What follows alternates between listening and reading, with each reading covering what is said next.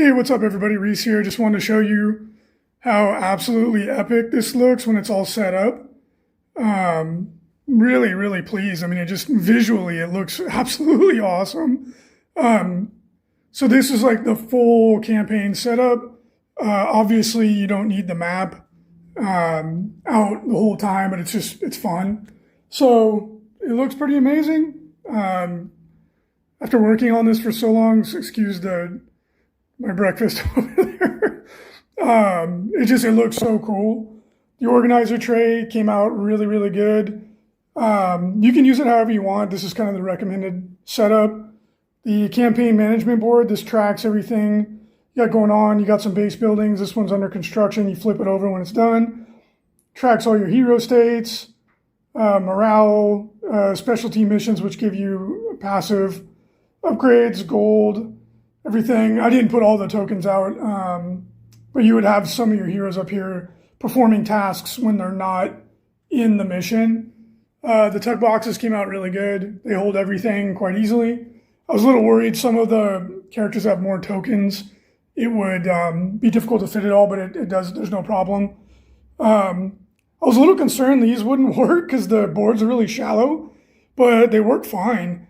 And the cards stand up. I mean, you can knock them over, but I think in reality, people will probably just keep them in a deck. But it does work even with how shallow the dual layer boards are. They work great. So you can see I put a couple status effects out there just to show it off. Initiative tracker, we're going to fiddle with this a little bit. But as you can see, that's how you track who's doing what. These are the active heroes. Monster cards with all the information. The miniatures are just so good. Like the quality is just incredible. Really happy with it. And as you can see, everything's color coordinated, so it makes it easy to keep track of everything. Yeah, on the whole, I'm super pleased. And hopefully everyone is excited to get their hands on it, but it looks good. And then just these are prototype dice. They have stickers on them. The real dice don't actually have that. And some of this terrain, I've been taking it around with me to shows. This was existing stuff, so it's got a little bit of wear and tear because I've been dragging it all over the country. The stuff in the boxes, obviously, it's going to be brand new. Looking great. We're going to punch these up so that you can read them more easily. I think we're going to go white with a black background, but it's super fun. Like as you complete a mission, for example, this is plot scenario 2, which plots the first 2 scenarios, basically a tutorial. And then afterwards, it tells you to put these missions on the map, and then you just find the coordinates. Like this one goes in X18, and etc. And then when it's during the campaign management phase, when you're doing your base management and the strategic level of the game, you then choose one of these to play, which you can look at the description in the rule book. And this gives you kind of like the plot, like why this mission is important. It gives you dialogue from the characters to help make the characters feel more realistic and bring the characters to life, their character to life. And then you choose a mission, and then you put one of these X's on it to show that you've attempted it. You go through the scenario. If you lose too many missions, you lose the campaign. But if you win, obviously you gain supplies and morale and experience. You gain experience regardless. And you keep anything you do in the mission, even if you fail. But it's super fun because, eventually the map is going to have stickers all over it. They are reusable, as I said. You can just take them off if you want to start over or replay the campaign. And it's really cool. Like you get to go progress through the mission or the story unfolds. You have side quests and plot scenarios. Plot scenarios are critical to advance the story and add time onto the clock. If you run out of time, the campaign is over. It's kind of like XCOM 2 in that, or all the XCOM games in that regard. It's a race against time. And then, I'll go more into depth as we go. But I just was, this is my first time seeing it all set up the way, and it's so cool to go from it being in my mind to being in reality. And it looks really, really good. Really good. The miniatures are amazing. The terrain looks great. and all the components came out. There's going to need a little bit of adjustments. Like some of the little doodads don't fit in as well as they should. So we're going to make a couple little last minute adjustments to ensure that the game is as good as it can be. And then I'm just about done going through the books, looking for any like little typos or if it tells you to put the sticker in the wrong space and all that. So I'm just like going through the whole campaign very, very quickly, just to make sure that I didn't miss anything so that everybody gets the best experience they can get. But yeah, this is it. It looks really, really, really cool.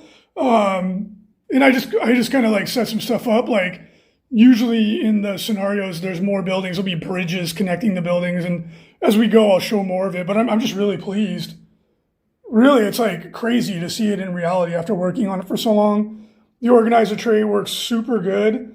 I think one more change we're going to make is the monster tokens. We'll make the initiative tokens, which is what you put on this. We'll make them a different color so it's a little easier to, when you're fishing through this, to try and find them. The ones we'll make them brighter. That way it's easier to find them. But here's your weapon tokens for upgrading your weapons. General action tokens for like blocking, parrying, dodging, like actions that are available to everybody. Here's your just number tokens for keeping track of all this when you level up your heroes, if you have to increase your HP. Supplies, golds, objectives. This is your resources. NPC tokens, they have a little stand. Some missions you have to like rescue prisoners or escort the commander and all that kind of stuff. HP tokens. Hero state tokens for if a hero is exhausted, and their icons will be here. So like the fighter icon will be there if he's not being used. And this, like, I just set it up really quick. Like, okay, he's injured, so you can't use him. He's tired, so you can play one more scenario before you have to give him a break. Exhausted, they play 2 scenarios in a row. They need to take a break to rest. And then the idle up here, you can have heroes go do things when they're not in a mission, like make a potion or a scroll or go hit the gym in the barracks and gain XP, which is a really good one. You want to build that one early in the campaign. So it's really fun. Like this whole part of the game, what order you build the buildings in is really important. Super, and I'll go more into this obviously in time. I just wanted to kind of show it off. And yeah, let me see what else did I cover. Oh, this is the tokens for the merchant cards and the treasure cards. The merchant deck is really, really useful. I'll do a whole video about like you really want to take advantage of that because they give you incredible abilities. They're all one-time use, like a healing potion. You drink it and then you put the card back in the deck. And then this is for the treasure deck. The way it works is you go off your average party level, which you track here, and it's just the average level. You add up all the party level of all the party members and divide it by the number of party members, which will be 12 eventually. And you take all the treasure cards equivalent to your average party level, put it in the treasure deck, and then when you finish a scenario with the treasure chests, for every treasure chest you secure, and there's other ways to get it too, you shuffle your current treasure deck that's equal to your party level, and then you pull a number of cards as indicated, and that's how we manage treasure. You get better and better treasure as you go. But you just have to make sure to use all your heroes to keep your average party level up. General skill cards, these are just available to any hero. And the random event deck, you'll come to hate this. There's some good things, some bad things, and it's really fun. It adds a lot of spice to the game, in my opinion. So anyway, I don't need to go too far into it. I just wanted to show this off. The game looks rad. I am absolutely tickled with how cool it ended up looking. I think people are going to be really impressed. And yeah, I'll continue to put updates out there as I go. Thank you for checking it out. Okay, I can't help myself. Just for the sake of completion, I'll show you what a more accurate depiction of what it will look like. So the hero initiative tokens will go in where they're labeled. And this is where they hang out, right? Like this is where you keep their initiative token. And then if you're in a mission, you take out the ones you want to play with. And then when it's time to play the game, you'll put them in the initiative tracker, wherever their initiative is, which is going to be on their hero boards, as you can see here. And then if your hero is doing something else, For example, you want the Inquisitor to do an archetype idol, which is available to anyone of that archetype. You put it here, and then there, during the mission, during the tactical scenario, which you play on the tactical scenario board, they're doing something else to keep themselves busy. They'll earn XP, and they'll perform a task that's specialized to that character. You could say that the druid is going to the blacksmith, or I'm sorry, the barracks, and they're going to be training. And so they'll gain a bunch of XP, which is a really important part of the campaign to keep your characters leveling up even when you're not using them.